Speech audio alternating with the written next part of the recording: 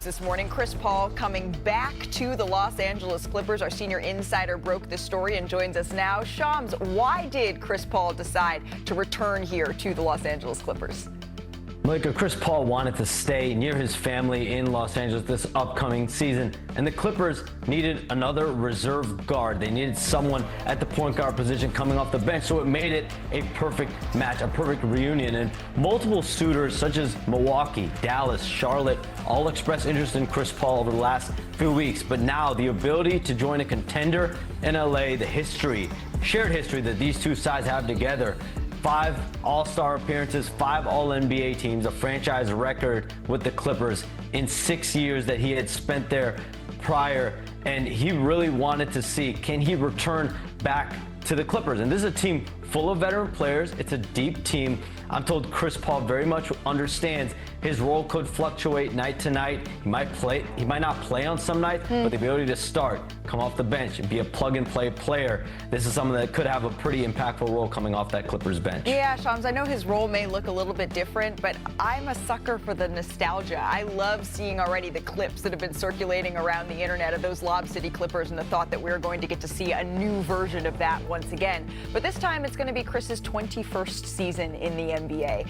Do you have any reporting to suggest that we should be thinking about this as his last hurrah? Malika, I'm told Chris Paul is expected to retire after this season. He's going to go through training camp, go through the season like he always does, see how it goes. But his plan is for this to be his final season. He told the Pat McAfee show a month ago that he wanted to be back near his family. Now he's back in Los Angeles. He got to do just that for a potential storybook finish to a 21-year illustrious Hall of Fame career. And it's so good to see him back in a Clippers uniform. That's going to be a treat for all of us fans. Shams, thank you so much. We're going to be talking to you again a little bit later in the show. It's hard to fathom that this could be the last run, as Shams is saying, because he went for nearly 9.7 assists per game as the Spurs veteran leader. And this is what gets me. He started in all 82 games last season. It was just the second time he's done that in his career. He also did that in 2014-15 when he ranked 6th in MVP voting. And who was he playing for? The Los Angeles Clippers, of course. As we say hello to our friends Brian Windhorst, Kendrick Perkins, Bobby Marks, it's always good to have you in studio, my friend. Brian, I am going to start with you here and talk about the fit. We're looking at an incredibly deep, if not a little bit of an older Los Angeles Clippers team. How do you see CP3 slotting in here? Well, this was a great value signing for the Clippers. They get a first ballot Hall of Famer, really for a bargain basement contract, because he was prioritizing staying home in Los Angeles ahead of playing time and role. He could have gone to Milwaukee, as Shams mentioned, and gotten more guaranteed playing time. That's not going to be the case here. From what I understand, he's not going to have guaranteed playing time. There are going to be nights where James Harden and their backup Chris Dunn get the minutes at point guard, and Chris Paul might not play at all, which is something you've never seen from him before. He has understood that. He understands that he is going to be in that spot that he hasn't. He wants to be on a competitive team in the market he wants to play in near his family. And, look, there had to be an understanding with James Harden. He and James Harden didn't have the greatest relationship when they were in Houston a few years ago, but Harden is on board with this signing. They went to him with it first.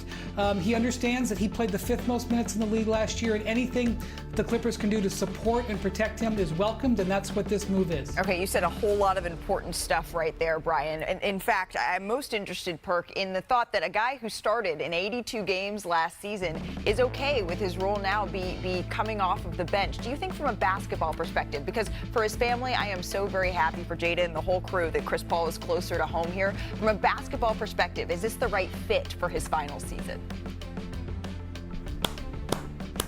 Congratulations to Steve Ballmer and the Los Angeles Clippers. They have officially become the nursing home for the NBA for the players that are on the back end of their career. No, I'm serious, because if we think that this is about to move the needle for the Clippers as far as being a competitor, not just a title contender, but competing in a tough Western Conference, it's not. And I get it. Chris Paul, he brings great value, whether he's playing or whether he's on the bench being an extension of Ty Lue. But when I look at their roster, I look at a guy like Dunn. Yes, he's a guy that could defend at a high level, but the Clippers look old. And they still, to me, have a problem at that wing position when it comes down to depth from guys that could compete and play at a high level on the defensive side of things. Offensively, they got enough to put up points. They're going to have a good regular season. But when it comes down to them competing in the Western Conference, especially when they get postseason time, can they compete with the likes of a Houston, OKC, Denver, even the Lakers now? I just don't see it. Look, I mean, this team, it goes as Kawhi Leonard goes, right? Ultimately, how healthy is Kawhi Leonard? That is going to dictate what the Los Angeles Clippers are able to do. Because if we were talking about 2017 and looking at all of these guys on this roster, this would be a formidable group. But this is a little bit of an older group that we're looking at now. Bobby, can you just show us what this rotation could look like for the Los Angeles Clippers? Because I'm a little more intrigued than Perk is, I think. Well, it's certainly deep here, Malik, and this is with John Collins and Bradley Beal. It's bigger when you have Collins and Ivica Zubac together. I think the most important thing is to focus on this column here. When you look at all the Chris Paul, certainly Chris Dunn, Bogdan Bogdanovic, Nick Batum, Derek Jones Jr., Brook Lopez. Here's the one thing with the Clips that's interesting. I'm going to contradict Perk a little bit here. Age is just a number, right? It's just a number. Yes, they are the most seasoned, I won't call them older team.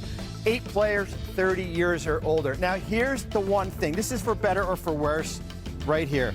Their bench, the players that we just mentioned, 287 games started. So it's a good problem, but it could also be a bad problem because if you're looking at Ty Lue, right, how do you balance minutes, right? That's going to be the most important thing. I think it's the most, this is going to be probably the most challenging for Ty Lue, right, because it's going to have to be buy-in. Right. Everybody's going to have to buy in, especially for that bench that they have a lot of starters. When you're looking at a group, we'll call it seasoned, a seasoned roster. You don't want anyone to get over-salted and become salty. When you look at that many starters, you don't, starting minutes and starting games, there's going to be a lot of big personalities here to manage. But if anyone can do it, I do believe that it is Ty Lue. Perk, we were talking on our production call before the show, and you said that you had a grade for the Clippers offseason that you wanted to share with America. What is that and why?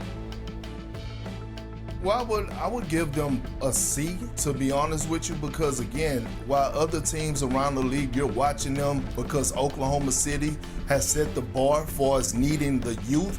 You're watching them and they've added Bradley Beal, who over the last 4 or 5 years had played over 60 games one time in his career. So he has an injury history. We know what Kawhi Leonard has. I'm a fan, huge fan of Big Zubac. We know what he could bring to the table. But James Harden has a history also of folding like clean sheets when it comes down to the postseason. So again, I get it. You get Bradley Beal at a bargain on a 2-year, $11 million deal, but we haven't seen the best version of Bradley Beal in quite some time. And I don't know if he could just turn it on, and I don't think others around the league care if he turn it on. And to be honest, if I had to give them would they rank in the state of California for as off seasons, or would they rank for as teams, I would have them third on the list behind the Lakers and Golden State right now.